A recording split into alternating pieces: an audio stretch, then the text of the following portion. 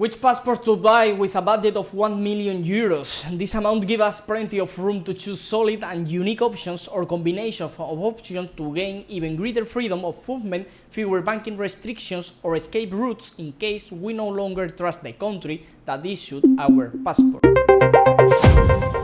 First of all, we begin with El Salvador, $1 million as a donation directly in crypto with no need to go through the banking system, and in less than 4 to 5 weeks you receive your citizenship along with the passport, as long as they are financially dependent on you because they are studying or unable to work. It's true that for the current price, better passports and citizenship can be obtained. It wouldn't be my first choice with a $1 million budget, but we must mention it because for now it's the only CBI program available in the Americas. Secondly, I want to start mentioning combinations, merging programs in the Caribbean such as Antigua, Grenada or St. Lucia. These are solid options in the Caribbean, but these are merely travel documents or useful for dealing with institutions, nothing more. And why do I say that? Because I cannot consider these options as real countries. Sure, you can always go live in the Caribbean or any CARICOM country, but it's not a nation that has embassies around the world. It carries the clearest scent of purchase passport, and it's not a country that will offer you everything, unlike Turkey, which we'll discover now. In the Caribbean, the price ranges from $200,000 to $400,000 depending on the option chosen, donations, real estate, or sovereign bonds in St. Lucia. Honestly, I don't find the real estate option very attractive because these are pre-approved properties, not free market. In most cases, the minimum real estate investment gets you a percentage of a property, not a whole unit. I would consider simply donating and forgetting about it, or investing in St. Lucia sovereign bonds, which are returned to after 5 years without interest. This means the $300,000 plus legal fees, due diligence and government charges. We have already seen that in 2025 the European Union forced Malta to shut down its citizenship investment program, a program we could have easily included in this list. Even if the entire budget went into that one option, you would get incredible freedom of movement, an excellent reputation, and virtually any institution would accept your document. We are also seeing how the European Union is slowly putting pressure on Caribbean programs,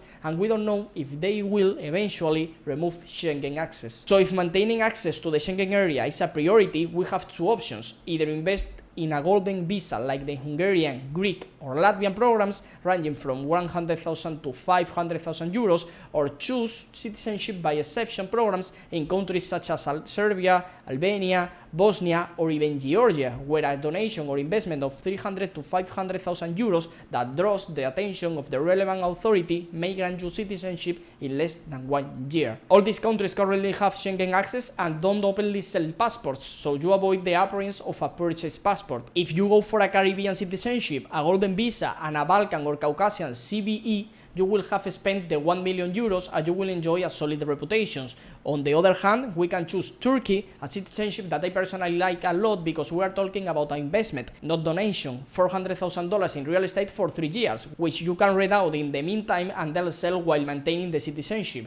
Government fees and legal expenses might add another $50,000. If you choose good properties and recover the investment after a few years, you will barely have spent anything on the program and you can reinvest in other residencies, golden visas or CBIs. Turkey doesn't have access to Schengen area, but that really doesn't worry me because we combine it with another option that does. And since it's not a donation and despite having sold passport for a long time, Turkey doesn't carry the stigma of a purchased passport, simply because it's a massive country with embassies all over the world in case anything ever happens to you. It can be combined with a Latin America citizenship by exception, such as in Mexico, Argentina or Paraguay, where through a donation or investment in less developed area and with a minimum of 250,000 euros, you can obtain it in less than 1 year without needing to live in there. Though you do need to obtain legal residency in the country first, possibly by spending a few months there, or in some cases not even that. We also have more ambitious options like Malta, but acquired by exception, as we see in Hungary and Slovakia.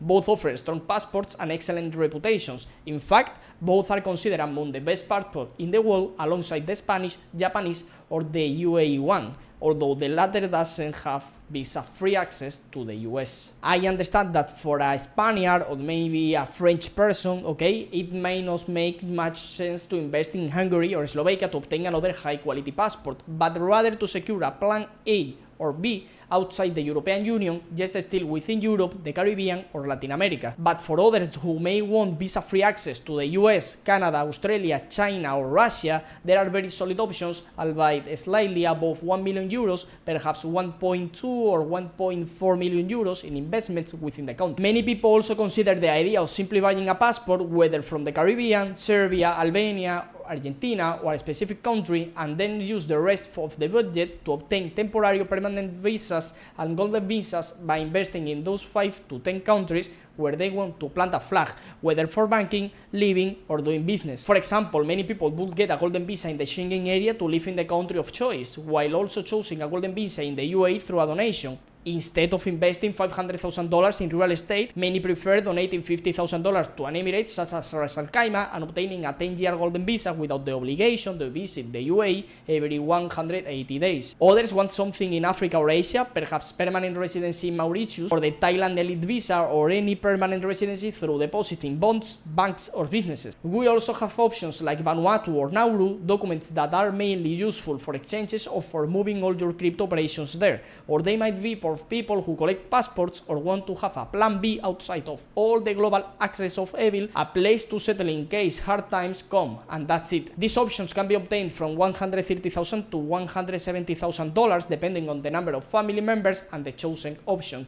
Then there is Cambodia, Jordan, Egypt, and Sierra Leone, which wouldn't be included in this first 1 million euro budget, but might be added later if someone is interested in collecting the passports or doing business in these regions where merely being citizen can open doors to better opportunities without needing a local partner. On the other hand, I want to mention another combination that not everyone will consider, and that's why I left it for the end of the video. It's about using treaties between countries to obtain, through a single investment, to citizenships. This applies to countries in the community of Portuguese language countries such as Brazil or Portugal, but aiming through exception at a more remote country like Angola, Cape Verde, Guinea-Bissau, Mozambique, Sao Tome and Príncipe, or Timor-Leste. Once you obtain that citizenship, you are granted temporary residency in Brazil without needing to invest. Then you will live there for 2 years on temporary residency and 1 year of permanent residency. Alternative, you can invest in Brazil, possible $100,000 or less, and be granted permanent residency immediately. During that year of PR, you only need to live in the country for 9 months, and you will obtain Brazilian citizenship, one of the best passports in LATAM, along with an African passport for diversification. And no one is using this combo either because it's difficult to obtain citizenship by exception in one of these remote countries, or because they don't know this option exists, or simply don't want to live in Brazil for 1 year.